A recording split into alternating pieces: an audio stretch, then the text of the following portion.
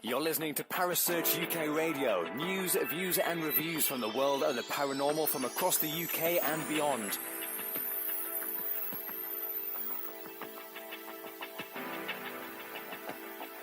Find us on Facebook, Twitter and the World Wide Web. Parasearch UK Radio.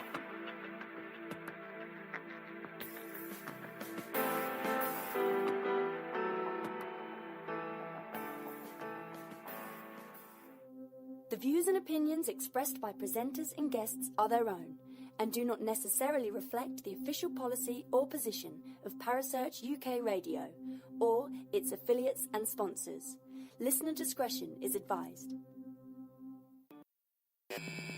It's Monday evening, and you're listening to Joe and Gemma on the Supernaturelle show.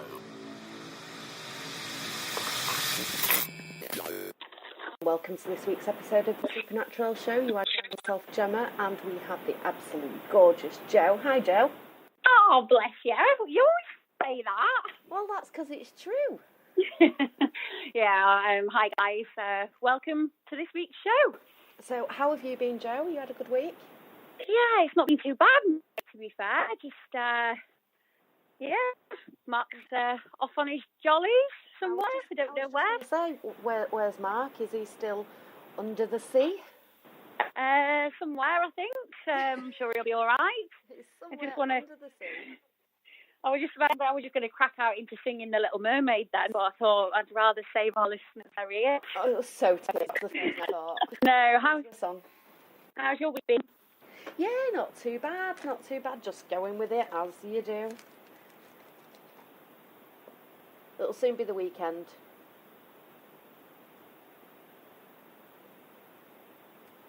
Have I lost Joe? Oh, have you lost me? I lost you for a minute. Oh, sorry. I've been some blogs I've been doing. Yeah, I've been attempting. I've got all this knowledge, and not a lot of people know that I have this knowledge, but I do have it somewhere deep down.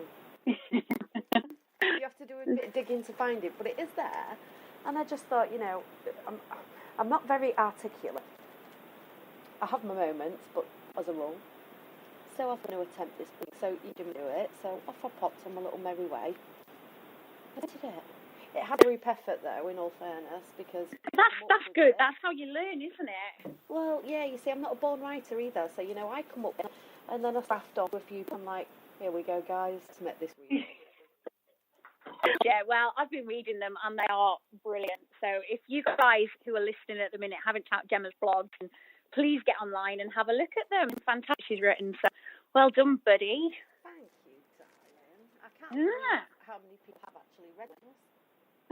Yeah, but I don't, you know what, still, isn't it? Well, exactly. So, on to tonight's show. I think we should. So, we are joined. Joe, do you want to go over on this bit? Oh, I think you should do it. Okay. So tonight, ladies and gents, we are joined by the lovely Rick. Good evening, how are you? Good evening, Joe. Good evening, Gemma. I'm very well for you, and in cold Bristol at the moment. So, bless you. Everywhere's a bit cold at the minute, isn't it? We've gone from being quite nice weather to horrific in 0.5 seconds. I think we were spoiled. Yeah, I think we were definitely spoiled with that nice bit of weather that we had. So, Richard, a lot of people may know you by the name The Ghost Challenger. That's correct, yeah. I'm also known as the Ghost Challenger, and I think a lot of people know and follow me from when I'm doing my bit as the Ghost Challenger. Yeah, I know I did. I think that was where I first heard of you, actually, in all fairness, but I think that's going back some time now, Richard. It is. I mean, going back quite a long time now.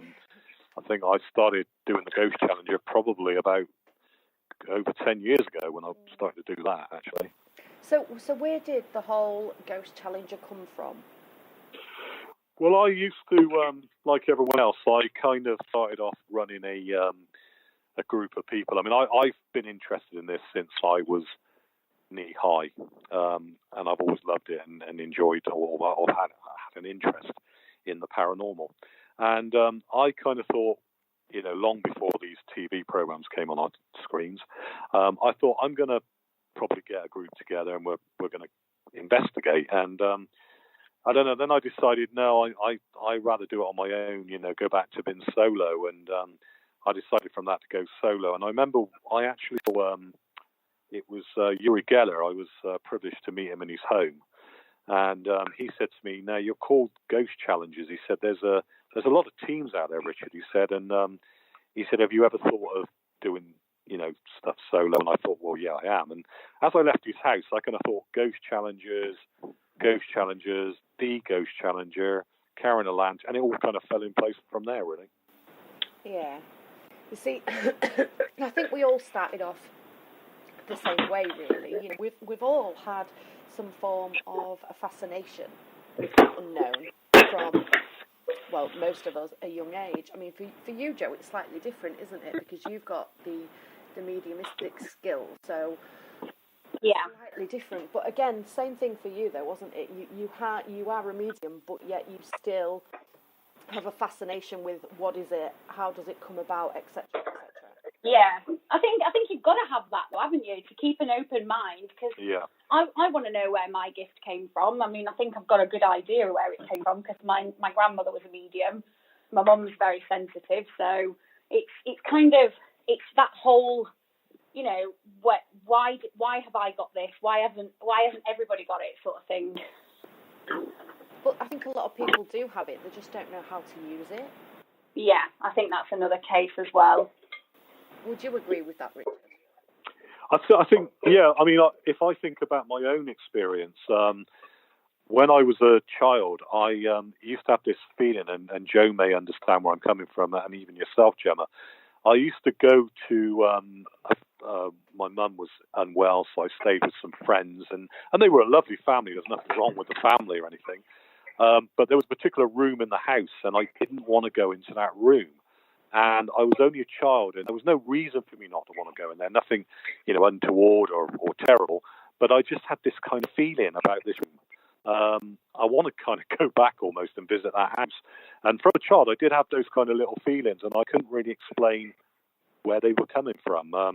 I never really saw it. It was more of a feeling I had. I think it usually comes about, doesn't it? When you're a child, you usually have something that kind of instills that. I know it sounds stupid, but instills that fear in you. My mum used to have this wardrobe in her bedroom, and it was oldie-wieldy, and it was like a tortoiseshell wardrobe. Yeah. And I hated it. I don't know why I hated it, but I just couldn't stand it. It was if she asked me to go in her bedroom for anything, I would take my sister with me, and I'd be like, I don't like it. Yeah, I can relate to that. I mean, my great uncle, he kept the room exactly when he lost his wife, my great aunt, and she had this old wardrobe, and it was the old 1930s clothes in it. And I guess I kind of, even as a child, I guess in your mind you had this idea of ghosts and things, and seeing that wardrobe, it kind of was quite spooky. I mean, I remember reading the book called The Lion, the Witch, and the Wardrobe. Oh yeah, I just love that thinking book. about that actually as we was on about one. Yeah. And I can remember trying to get into the back of the wardrobe as a child. Am I going to see Narnia? Going through all these old clothes and everything. And so the imagination as well. Yeah, definitely. When you're a child, it does kick in. But I think as a child, I think like we said before, haven't we, Gemma, about the paranormal and how you don't choose the paranormal, it kind of chooses you more than anything.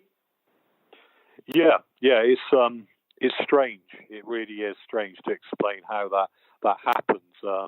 It was always in me to kind of right from when they used to have a magazine called The Unexplained, and all of those things, and that kind of been pulled always to that direction, and that interest, and not really knowing why. And I think when you give a great example there, that you don't choose it, but it chooses you, and that's almost how you feel with it. Yeah, I think it's go on, Jem. As a child, you're more susceptible anyway, aren't you?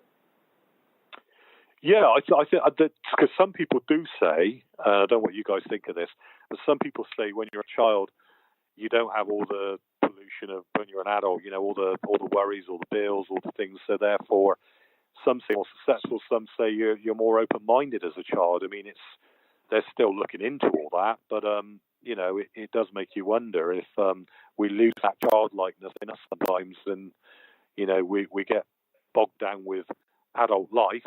And I mean, if I as you know, I've gone around the world, and when I've gone to some of these places around the world where they're not bogged down with the Western way of thinking, they're very spiritually minded, and they take it for granted. If you say to them about ghosts, they're like, "Oh yeah, it's every day. We see them every day, and it's part of our life." Almost childlike. It's quite interesting that, because I was watching a documentary out, and I can't remember. It was like a third world country, and they do like a festival every single summer solstice to actually keep the demons at bay, and they do offerings of fruit and vegetables and things like that to keep the ground ripe, and it is amazing how many people actually still practice things like that and actually say that there are gods and other parts of the supernatural that they believe in, but it's because they've not been tainted with having to go to work and having these bills to pay, because they live off the land, don't they? Yeah, They kind of take it back to basics more than anything. Well, when you think, I mean, I visit Cornwall quite a lot, and I visit the Witchcraft Museum down there, and going back to the old countryside where before they came into the cities and that, and how it was going back to how are the crops going to survive, and having the old faith and old beliefs, and a lot of them hold on to it. And it's great to get away from what we call civilization, the big city, and see how they still live in a lot of these places. I think every once in a while it does you the world of good to actually just escape the real world, if you will, and just disappear off and have a bit of quality time to yourself. It's like I meditate a lot. Joe, I know you've started to meditate a lot, haven't you? Yeah, a lot more now, just recently. What about you, Richard? Where do you stand on meditation? Just to, for no other reason, just to clear your head. No, I'm 100% behind it. And in fact, a lot of people know that I am quite skeptical about things and look at science behind things. But when I got to be careful that word, because there are people that are called scoffers that just do not believe 100%, and they'll always find fault in the past. Say, nah, it's a little rubbish. I'm not one of those guys. I mean, I've yet to find something that I would say would really convince me 100%. Mm-hmm. But having said that, as far as medium, meditation goes and things like that, there is strong evidence in the scientific world that meditation does you the world of good. Yeah. And it is, yeah. And I definitely do my own form of meditation by whether it be by a book or getting absorbed in a book and taking my mind off everything, or sometimes just lying there and taking and mindfulness, just really trying to get rid of all the garbage that goes around the brain. But with doing that, aren't you opening yourself up more to the possibilities of the paranormal? Because you're clearing your mind, so your head is clear, and then all of a sudden when you get something pop into your head or you hear something, you're hearing it with different ears. I think you're right on that. I mean, I'm not the. I would probably ask Joe that or yourself, because I would always say I'm an investigator, and I've got great people that work with me still that are mediums and that have the gift, and they're the people I would say what's your take on that? Because I've never claimed to be a medium or know the spiritual aspect of it. I tend to get the advice from those people and see what they think. My personal view is you're probably right that you are sort of because that's what happens, isn't it? I've gone to a location, had a team with me, or done it on my own when I'm the ghost challenger and people are watching me, and then I've gone completely on my own with a like-minded person who is a medium, and we've had far more results. That does point in that direction. Yeah. Well, I think it does, and again, being open-minded and with like-minded people makes all the difference. Yeah,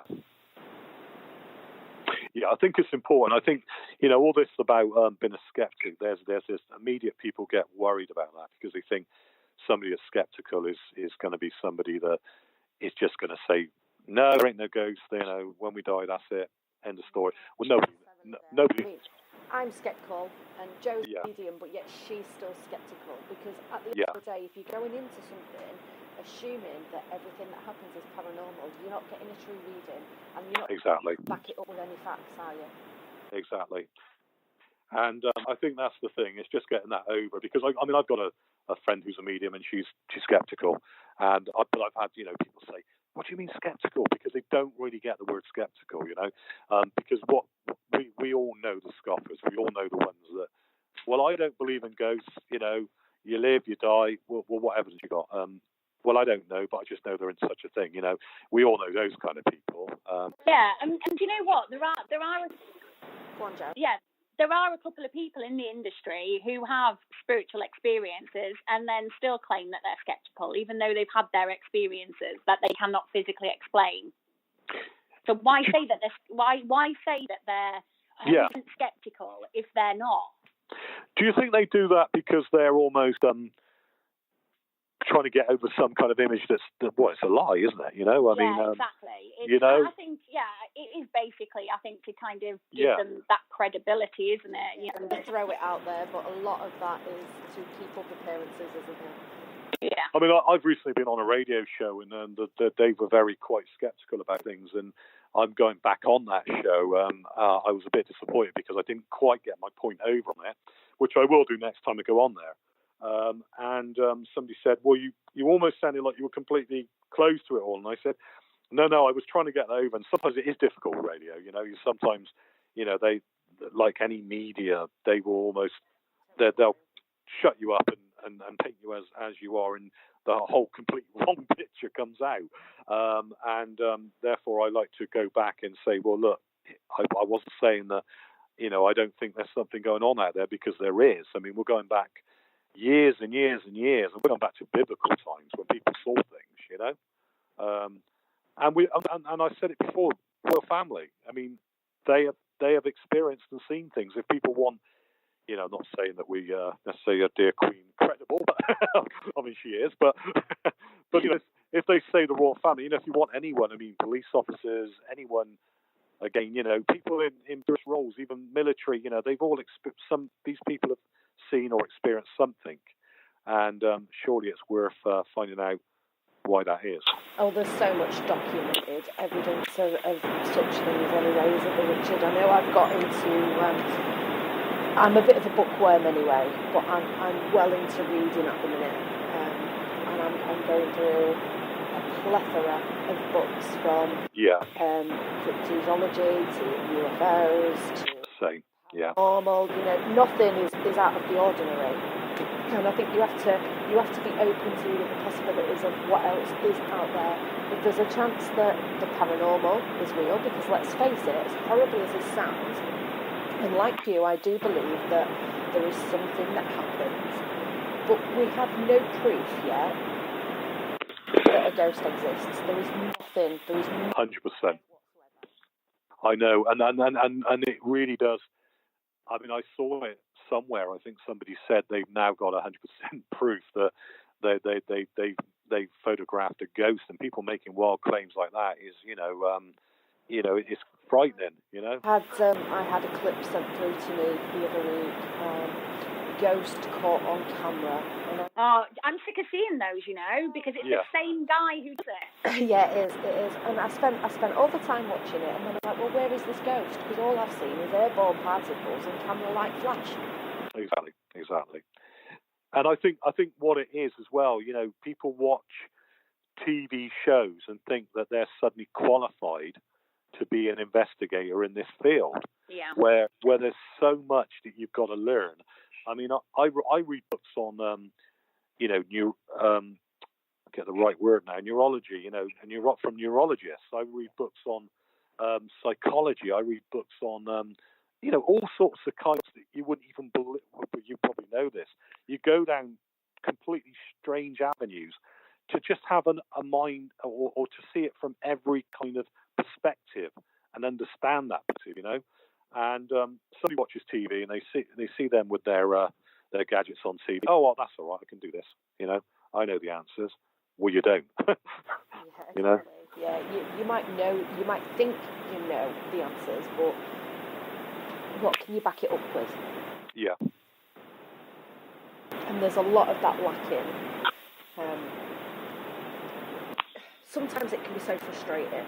Like you say, me and Joe's obviously done the media side of things a lot more than I have, but we've been in that media situation, and going back to that radio show that you was talking about, it is an absolute nightmare. We recently did a segment on Good Morning Britain, didn't we, Joe?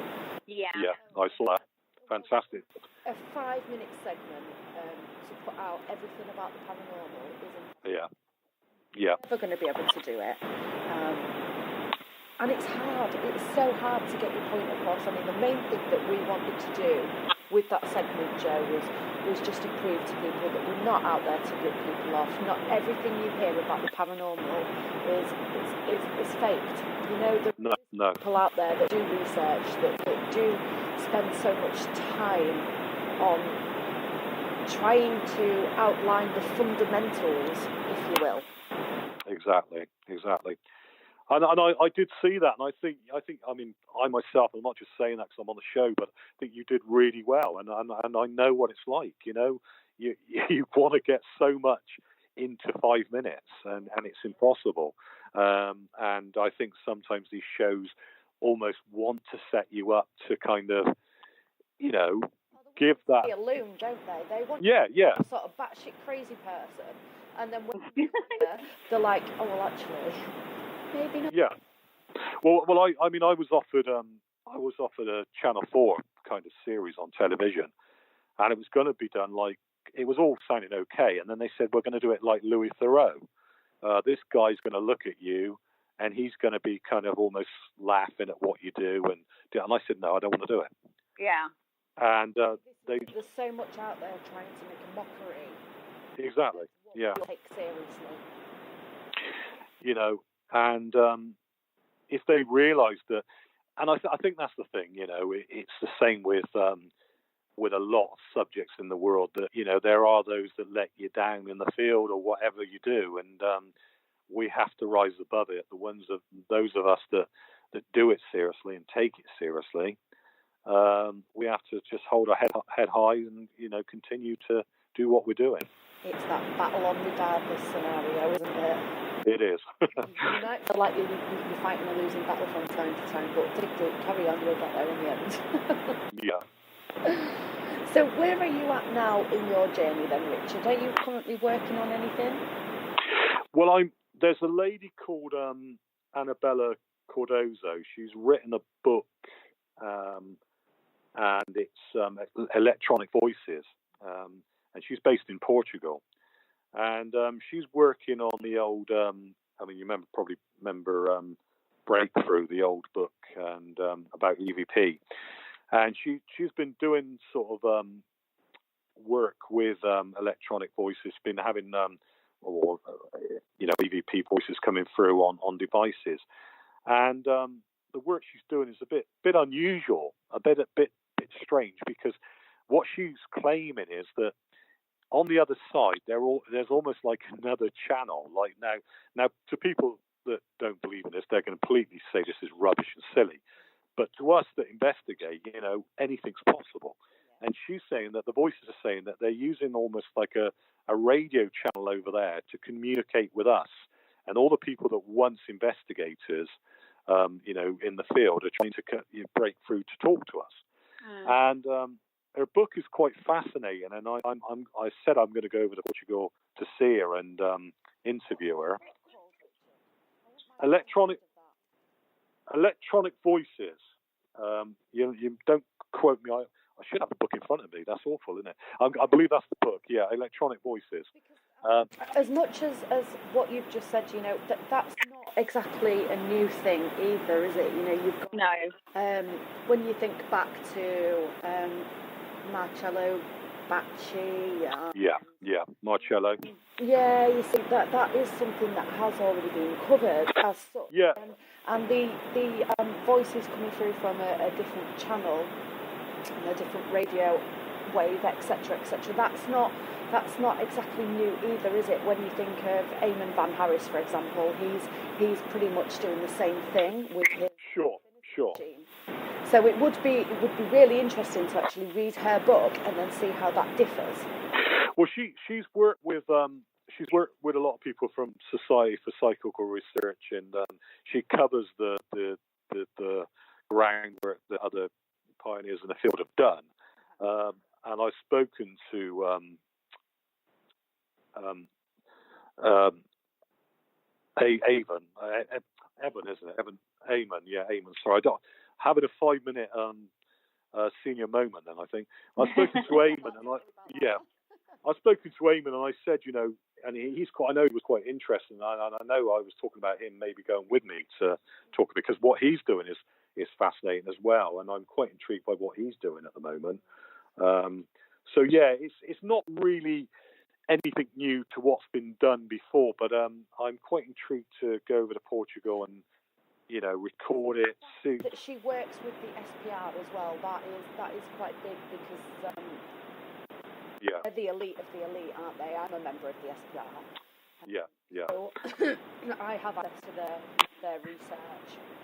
Yeah, I'm the same. I'm a member of SPR, and a lot of people, and that's another thing, going back to people's knowledge of the paranormal, it's quite worrying sometimes when you mention the Society for Psychical Research or even the Ghost Club, and they don't know what it is, and that is going back in history, going back to the 1800s, and we had prime ministers members of it, so, it was a very, very serious group of people that looked into it. There's the ASAP as well, isn't there? Yeah, ASAP is... Yeah. That's another one. But again, the SPR, like you say, that's been around for, forever and a day, really, hasn't it? It has, yeah. Like you say, a lot of people don't exactly know about the SPR, but yet they consider themselves a paranormal investigator. Well, surely if you're going to be investigating the paranormal, you're going to look at it from all angles, and it doesn't really take a lot of searching to come across the SPR.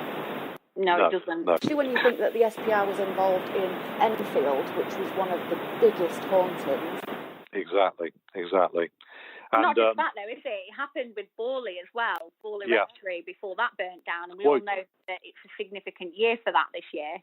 Yeah, because of Harry Price, and going back to that, I mean, all these, and I find that I'm learning all the time, because I know that I know of Elliot O'Donnell, who was an Irish ghost hunter, and he wasn't as known as Harry Price, but that's going back even further, and I followed in his footsteps, so. That's another thing I'm going to be doing this year, is kind of following in his footsteps, because I've done a haunted church, which I know that Elliot O'Donnell did solo by himself, and I've been there, and there's a lot of history to that. So, yeah, I mean, probably also I'm going to be going on my journeys. As you know, I've been around the world. Next year, I'm going to be going to the States again, and in June I'm going to be off to Sweden. So I'm quite intrigued to see what locals take on folklore and ghosts, and what the stories they may have to tell me as well. I think they'll have loads of old folklores around there. Yeah. It'll keep you busy for a year on its own. It will. It's and that's the thing. I mean, I'm interested, as you know, in the history of witchcraft and all those other things, and the paranormal does lead to so many different things that it's quite entwined. If you think of ufology, for example, for every accounted episode of a UFO sighting, there is usually some form of paranormal activity happening in the same area as well. Yeah, there's been a lot of people talking about that recently, about they believe that ghosts could be connected to alien. My particular interest in the field is because I think there is so many avenues you can go. As you know, is apparitions and hauntings, and being left alone as the ghost challenger in a haunted building. But I have to say, I talk sometimes to a group of people and say, what about UFOs and things? And they and what I find funny, and I guess I imagine you find this as well, is as soon as you say to somebody, "What about UFOs?" Rubbish. No, not interested in that. I'm only interested in ghosts. Do you ever find that? I'm not going to lie. I was once one of those people where I was all open to the idea of the fact that ghosts could exist, but I was a bit blindsided to the thought of UFOs, whereas as my progression has gone on, my mind's opened more, and looking into things more has led me down a rabbit hole, if you will. So I think a lot of that comes with learning, and a lot of that comes with I do. knowledge that you gain as you go along. Yeah, I agree. I mean, I do think that does. I mean, it's a shame that people that don't wish to learn any further, that just draw a blank on it, because when they realise the definition of the paranormal, and the fact that it's things that, I mean, obviously with UFOs, I think the thing with that is people say, well, paranormal can't be explained by science. I mean, UFO is, I believe there could be UFOs because that there could be some kind of technology they use in another far off world, and they tend to not look at it as paranormal almost, but the same umbrella term, isn't it? Yeah. Whichever way you look at it, it's all coming from the same place, and either way, we have no 100% proof. So, well, we are. I mean, it's like the Loch Ness monster and things like that. Again, that is something that happens, and people have seen things, and at the moment, it's something that is unexplainable, and some people go down that route, and look for explanations on that. Exactly, it is just the search for the unknown, isn't it? That is what we all do, day in, day out. I mean, I'm not complaining. Personally, I love it. Yeah. And like I said, it takes you down so many different rabbit holes and down so many different avenues, and it expands your mind, and you meet so many wonderful people in this crazy journey that is the paranormal field. You do. You make some incredible friends, and I've got friends now from over the pond that I've met when I've gone over to the States. I've even met people in Vietnam. There's a guy from Vietnam that was involved in checking, the customs. He wore the uniform, and found out that he kind of secretly had a tales to tell about ghosts. He didn't openly want to talk about it because of the communism and everything. He was very, very frightened to talk about it, but he said, "You made me feel comfortable. I can tell you. Please don't, necessarily say his name and everything." But he told me stories, and I've made friends from all these people, and it's been fantastic. Yeah, and it's getting other people's perspectives as well, isn't it? When you can sit and have a conversation about the possibility of the paranormal and all these experiences that you have, when you can sit and discuss that with somebody and throw about opinions and have an adult conversation without somebody shutting it down straight away, or somebody laughing at you, or trying to turn it into a mockery, that for me, that's where the whole field will progress. Definitely. And it's a great conversation when we're having a meal, isn't it? We suddenly want to kind of break some ice with people. I don't know if you probably find this as well, that as soon as you mention it, more times rather than mockery, you get so many people. I mean, I think also you do get the mockery, and then you get off the record, now nobody's listening, I did have this weird experience once, So people do some. I mean, Joe gets that an awful lot. I mean, we do tend to go out quite often and socialise together. And people will automatically say, "What do you do?" So it's okay. So this is my main job, and then this on the side, and then people will start looking, and then I'll just throw it in there, just to take the pressure off me a bit, so I can just sit or drink my gin. I'm like, but Joe's a medium. Yeah, that's usually what happens, and it's like, oh, can you read me then, please? I bet you do, Joe. You find that everyone wants to know. Then they want to, it's because because when you say you're an investigator, you talk about it, but when you say you're a medium, or that's when it goes that step further, isn't it? Can you tell me this? Can you contact? And it must get unbelievable sometimes with questions. I've asked her for the winning lottery numbers. Yeah. I'm still waiting. Well, if to be perfectly honest with you, if I could get that myself, then I definitely would do. But unfortunately, I'm still trying. People. I mean, what your favourite saying is, Joe? People think that you've got a direct line. Yeah. Hello, I'm calling Elvis. Sorry, I'm probably on a little bit of a hyper. I think I don't know what's wrong with me. But no, it's when people just absolutely sit there and say, can you just ring my dad for me? And it's like, it doesn't work like that, I'm afraid. And I know. Can you, yeah, just see.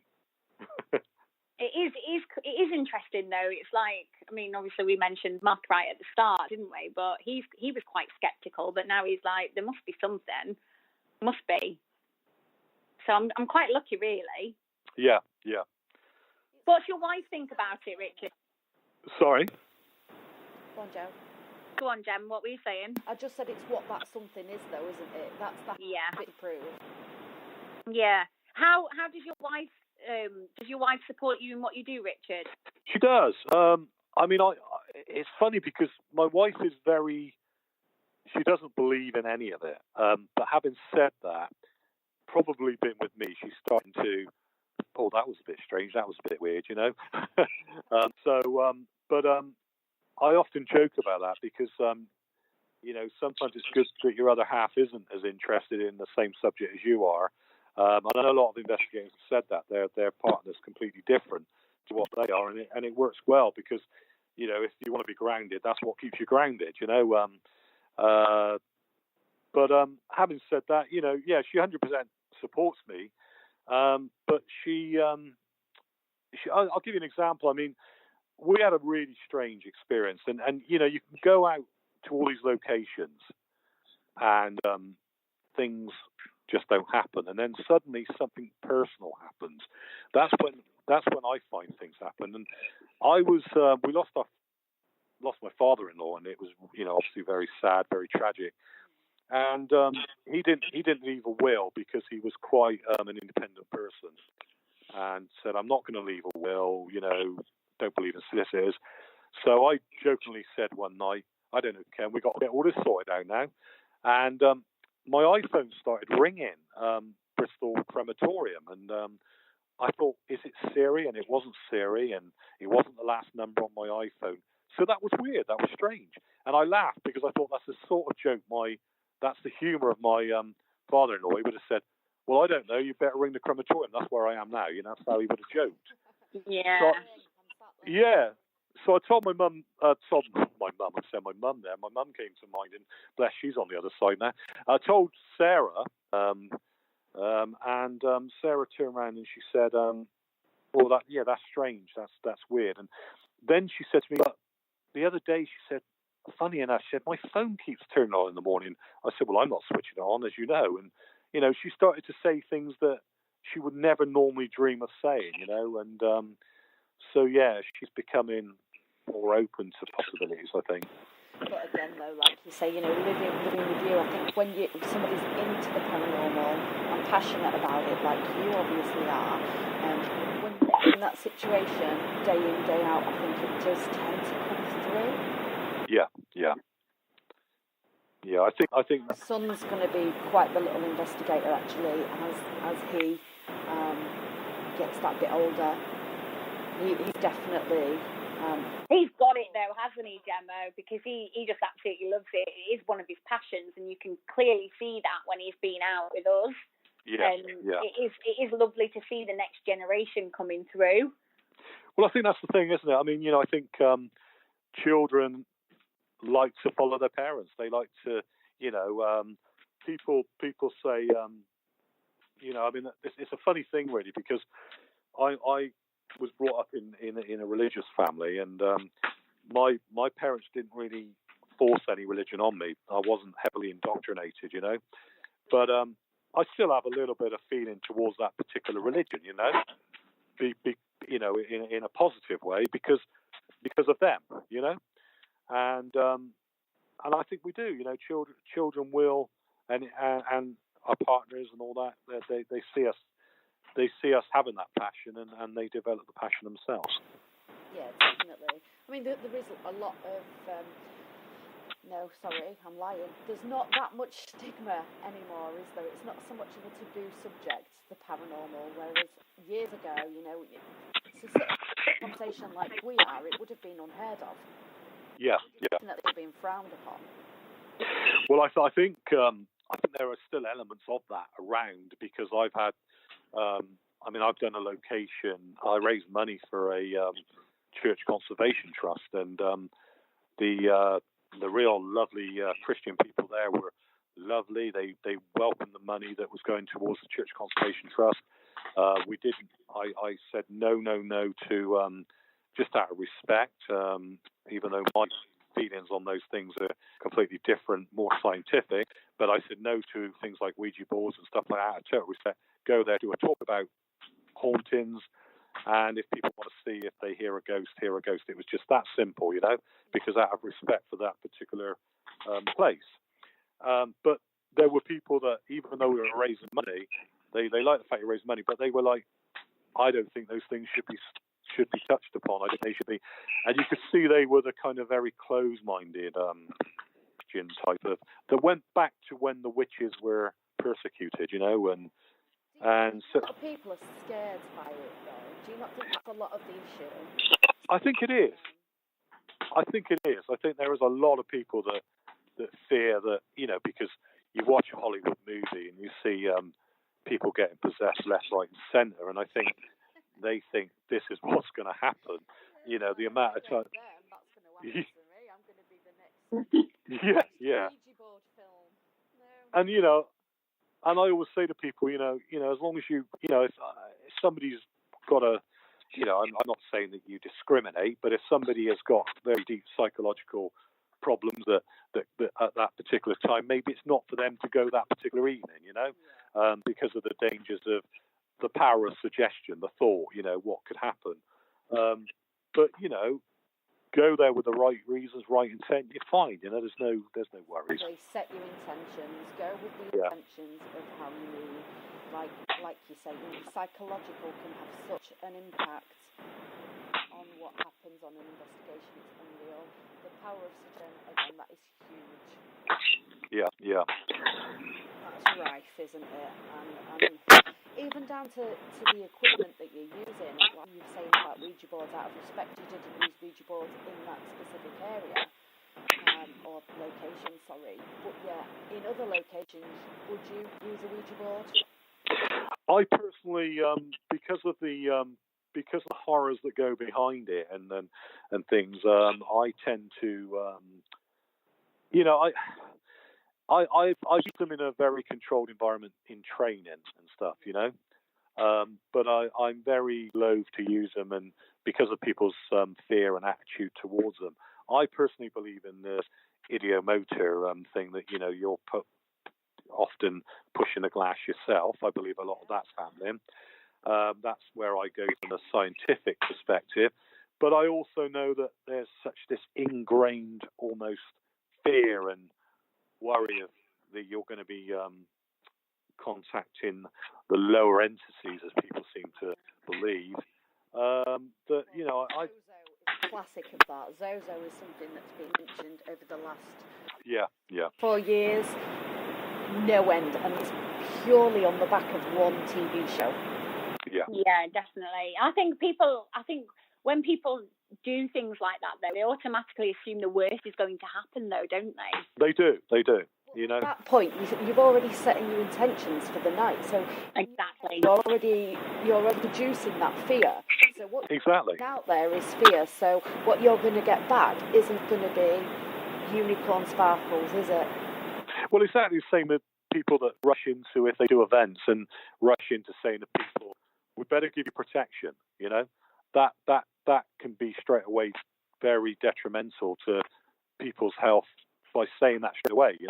Offering, I put it like this: I've been responsible for looking at all sides of it, and I've worked with mediums that have worked with attachments, and whatever my view or my belief on it is, I have to be open-minded, and I look at all of those sides of it because I've got to know about those things because I'm taking people out, And work for spiritual basis. Yeah. You are spiritual, then a lot of people will automatically put the protection on to begin with. Yeah. Because that's how spiritualists work, I suppose. Each to their own. It's entirely, I personally do not use protection when I'm going on an investigation because I'm coming at it from a completely different angle.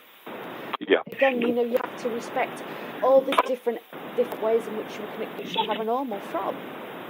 Oh yeah. I mean, I know of people that have been mentally ill by approaching it in quite a negative way. Where they've suffered detrimental health. And whether that's the power of suggestion and their mind that's done that to them, that's open to debate. But there are different ways. And like you say, Well, I show just with that subject on its own, couldn't we? The mind is such a powerful thing. It is.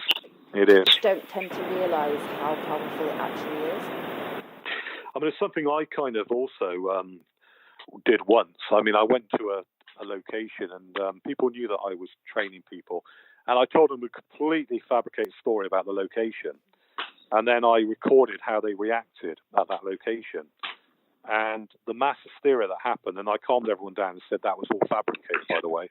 I'm just training and teaching. I'm just showing you how something can be put in your mind and it can cause, And where I've gone somewhere else and said, nothing normally happens at this location, very quiet. In fact, there's hardly been any mention of ghosts. And then you look, and through that evening, often people, boring, nothing happened, So, yeah, you're right. The power of suggestion is a big thing. It's scary sometimes when you think about it.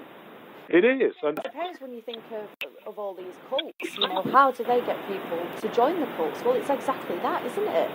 It is. And I think that's where we have us responsible investigators going down the route of ethics as well. We have a responsibility because there are so many people out there that can become investigators, take groups of people out with no checks done on them, and it's worrying, because we all know of the horror stories that have been in the field of these people that have done it for the wrong reasons and let the field down. I mean, it's the same everywhere, unfortunately.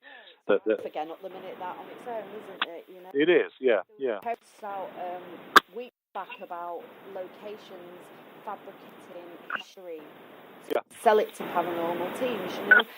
It happens, and do you know what? Credit to the location, because if people aren't going to use their own initiative to go and look for themselves on where the history for that place is, or what possible reported sightings there've been, then more fool them. I personally will always look.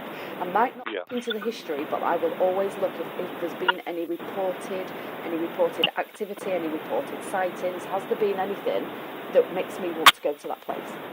100% agree. And I think, also that goes for how good a group is and how safe it is to go with any individual. Do your homework, look into it, the ownership's on you to check that that's a proper recognised team, recognised person. And always, if you're going to meet up, make sure you're with friends. Yeah, I mean, I would never just book the first event company that I came across. I personally prefer to have a look at the reviews, watch a few of the videos, because every events team has Facebook videos, YouTube videos. They're all over. Have a look, see how they work. Are you going to gel with that specific team? Because if you're not going to gel with them, then what's the point in going? Exactly. Yeah. So, what have you got up and coming then, Richard, at the moment? Well, I'm going to be doing some more of my challenges. I mean, I kind of took a little break. I was doing it, my Nightmare Before Christmas, and just doing it only at Christmas time, where in the past I used to do it a couple of times, or 3 or 4 times a year. So I'm going back to that. I'm going to be, I put it out to groups as well. If there's a location they want me to be left alone in for a period of time, then challenge me to be left alone there, and that'll all be on my website, theghostranded.co.uk, and on my Facebook page, so people can follow. Not yet, no. That's one I want. That's my challenge for you, Richard. Drakewell Tunnels solo. Fantastic. I mean, the last tunnels I did was the up in the bunker. I told you I'm having a senior moment today. It must be the daytime. That I did. You put it where? Kelvedon Hatch. That's it. Check me out. I'm getting. Kelvedon Hatch, and basically what they did there was, rather than start from the bottom on the way out, they wanted me to start from the bottom all the way down to the tunnel at the bottom. But the thing about Kelvedon Hatch is, I mean, I don't really know if there's ever been any. The history is very dubious, and it's very difficult to know if there's any evidence of any real haunting as such at the place. So yeah. Yeah.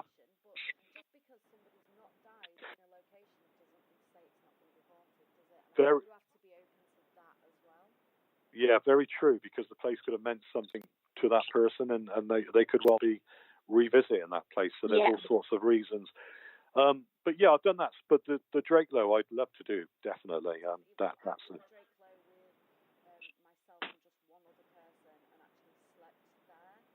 Yeah.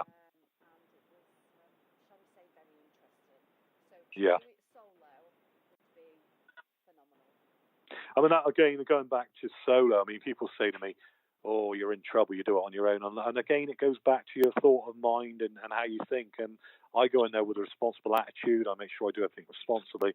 And my advice is that if ever anyone does do anything on their own, do it that way and you're fine, Exactly. I mean, and that is, know what you're doing as well. Don't go paranormal blind. Do not just watch a TV program and then say, oh, I'm a paranormal investigator. Exactly. Not look into it. Read the books, speak to people, do whatever you can. Just don't take it off TV value, because as we said, that is all. It's all condensed. It's condensed into an hour, and it's not always true to book. So, Richard, any have you been out recently? Have you been on any investigations? We've been doing a few scouting around, and there was a place we did just before Christmas, well-known place in Bristol called Gardner Askins. It used to be a soap factory, and we were called in to do that. At the time, it's completely hush-hush. They didn't want anyone to know that we were going there because they only wanted somebody they could trust. And the Gardner Askins at the time didn't want publicity, so we often do that. And but now it can be said, because the place is Gardner Askins has moved out of the property, and in the end, it did go to the radio. But that was an interesting place to do. There was all sorts of things going. I didn't want to know what the activity was. Went round there, and all I can say that happened one evening was I was walking with the group of employees, and I suddenly heard what sounded like the old organ music, the old fairground organ type music, and it was a shop floor, and I thought, well, that's unusual. It must be coming through one of their tannoys or one of their machines, they've got a wind up toy that's playing it or something. And I went to the manager and said, one thing I did here, I said, and it sounds crazy. And he said, was it organ music? And I said, yeah. He said, that's what we hear. Wow. So that was very, very strange. And, so I think I do get, even though I do things solo, I have a group of people that are interested, and I like to share. And I think that's the thing with what you do. You want to share with people sometimes, it's okay being on your own, but if you experience things, it is good to have people of a like-minded view, and they. By all means, just call upon me and Joe, because we're always willing. Definitely. Aren't we, Joe? Definitely. We definitely. To be honest with you, we've been going on quite a lot of investigations with different teams, haven't we, Gemma? And we've found that, not everybody's going to work, like we were saying, not everybody works together the same way, not everybody gels, and it's nice that people are doing the so-called para-unity at the minute, and it is nice. It's great, and we've met some great friends, haven't we, Gemma, just along this journey. Exactly. I mean, to do exactly the same thing. We just all come and take different approaches to doing it. So why can't we work together? Exactly, and I question the person's intentions if they're even worried about what other people do, because at the end of the day, like you say, we're all in the same. We got the same aim, the same thing. Work together, We all sometimes get on the radio, or sometimes get here, sometimes get there. Good luck to everyone, And It comes, grab it with both hands, run with it. Exactly. Exactly. Don't come around every day, so take it, enjoy it, and the true people will always be there for you regardless. Yeah, definitely. You know, it's just the way the cookie crumbles, isn't it? Unfortunately, Richard, we are running right out of time, but in all fairness, me and Joe can probably waffle to you for hours. Likewise. Thank you so much for joining us this evening, Richard. Thank you. No problems, thank you. Lovely speaking to you. Thank you. So everybody listening, if you do miss any of the Parasearch Radio shows, head on over to YouTube or the Spreaker app where you can catch every episode ever gone out. From myself, I just want to say thank you very much for the chat room. It's always great to see so many people in there, and thank you so much for listening to us waffling on. Joe, any last words? No, just we'll look forward to seeing you all next week. Well, hearing. Hearing. I know. I'm in one of those. I don't know what's wrong with me today. I think I'm just literally I think I'm taking after Richard with his. He's having his senior moments. I think I'm having. I know. I think I'm having. But no, it's been great actually. To be honest, it's been great listening to Richard and what he gets up to and catch up, isn't it? And it's good to get things from another person's perspective sometimes. Yeah, it is fab. But yeah, anyway, it's good night from me. And it's good night from me. Thanks for listening. Take care, bye. Okay.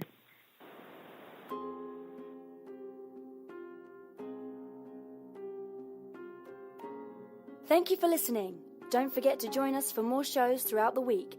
Find us on Facebook, Twitter, and the World Wide Web to keep up to date with all the shows right here on Parasearch Radio.